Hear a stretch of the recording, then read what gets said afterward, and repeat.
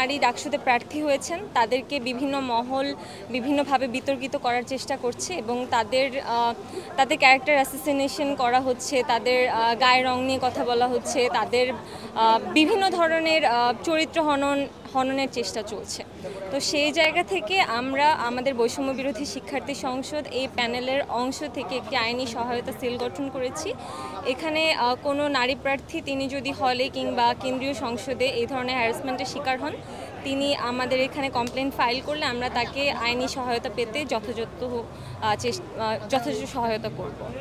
আমি শুরুতেই বলেছি যে আমি এই বিষয়টা নিয়ে অনেক দিন ধরে কাজ করি। আমার একটি অর্গানাইজেশন আছে already, she leads nation building. সেখানে আমাদের একটা মেইন মোটো হচ্ছে মেয়েদের জন্য একটা সেফ ডিজিটাল স্পেস তৈরি করা। যুক্তরাষ্ট্রের এক নম্বর জিম চেইন গোল্ড জিম এখন আবারও বাংলাদেশে। বসুন্ধরা আবাসিক এলাকা ও বসুন্ধরা সিটি শপিং মলে। তো সেই জায়গা থেকে আমি যেহেতু আইন বিভাগের শিক্ষার্থী এবং আমি আইন বিষয়ক বিভিন্ন ক্লাব এবং বিভিন্ন কমিউনিটির সাথে যুক্ত এবং অ্যালামনাই কানেকশনের সাথে যুক্ত, সেখানে আমাদের প্রফেশনাল লয়াররা আছেন। এই জায়গা থেকে আমাকে যদি কোনো প্রার্থী ইনফর্ম করেন যে তিনি এই ধরনের কোনো হ্যারাসমেন্টের শিকার হয়েছেন, আমি সাথে সাথেই একদম সুষ্ঠু আইনি প্রক্রিয়া একজন প্রফেশনালের মাধ্যমে তাকে সহায়তা দেওয়ার চেষ্টা করব।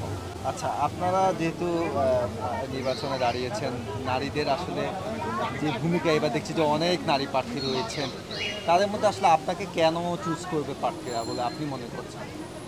প্রথমত আপনি যদি ভোটারদের দিকে তাকান, আমাদের ঢাকা বিশ্ববিদ্যালয়ে মানে অর্ধেক অংশ দখল করে আছে নারীরা। সেই জায়গা থেকে আমি মনে করি যে কেন্দ্রীয় সংসদে আমাদের নারী প্রার্থী প্রয়োজন নারীদের রিপ্রেজেন্টেশনের জন্য।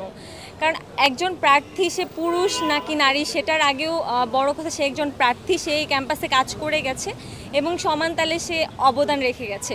এর মধ্যেও নারীদের কথা বলার জন্য আমার মনে হয় নারী রিপ্রেজেন্টেশন দরকার। এবং আপনারা দেখেছেন আমাদের প্যানেলে 7 জন নারী আছে যারা গণঅভ্যুত্থানে সরাসরি ভূমিকা রেখেছেন এবং এই সাহসী নারীরা যদি কেন্দ্রীয় সংসদে নারীদের কথা বলেন, অন্যায়ের বিরুদ্ধে প্রতিবাদ করেন এবং আবারও সাহসী ভূমিকা রাখেন, আমার মনে হয় যে এই যে ইনক্লুসিভিটি বা আমরা একটি পূর্ণাঙ্গ প্যানেলের যে রূপ দেখতে চাই সেটি আমরা আসলে ছাত্র সংসদে প্রতিফলন দেখতে পারবো।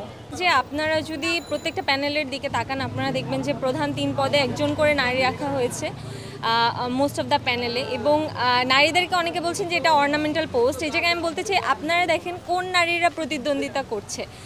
যে নারীরা হলে তালা ভেঙে জুলাইয়ে রাজু ভাস্কর্য এসে শেখ হাসিনার বিরুদ্ধে তুই রাজাকার মিছিল দিয়েছিল, সেই নারীরা আজকে প্রতিদ্বন্দ্বিতা করছে। যে নারী মিছিলের সম্মুখ সারিতে গিয়ে নিজের বুকে গুলি নেওয়ার মতো একটা পরিস্থিতিতে মিছিল করেছে, সেই নারী এখানে প্রতিদ্বন্দ্বিতা করছে। যে নারী সকল নারীদেরকে সংগঠিত করেছে জুলাইয়ে, সেই নারী প্রতিদ্বন্দ্বিতা করছে। এছাড়াও গত জুলাইয়ের আগ থেকে যেসব নারীদের বছরের পর বছর এই ক্যাম্পাসে ফ্যাসিবাদ দমনের বা ফ্যাসিবাদ বিরোধী ভূমিকা আছে, সেই নারীরা এখানে প্রতিদ্বন্দ্বিতা করছে। কোনোভাবেই এইসব নারীরা অর্নামেন্টাল না, বরং তাদেরকে আমার মনে হয় যে নারী পুরুষ সকলেই গ্রহণ করেছে এবং এই পোস্টগুলোতে তারা আরও অনেক গুরুত্বপূর্ণ ভূমিকা রাখতে পারবে। আমি আনিকা তাহসিনা, আমি মানবাধিকার ও আইন সম্পাদক পদের প্রার্থী। আচ্ছা, আমি বৈষম্য বিরোধী শিক্ষার্থী সংসদ প্যানেলের অংশ হয়ে আইন ও মানবাধিকার সম্পাদক পদে প্রার্থিতা ঘোষণা করেছি।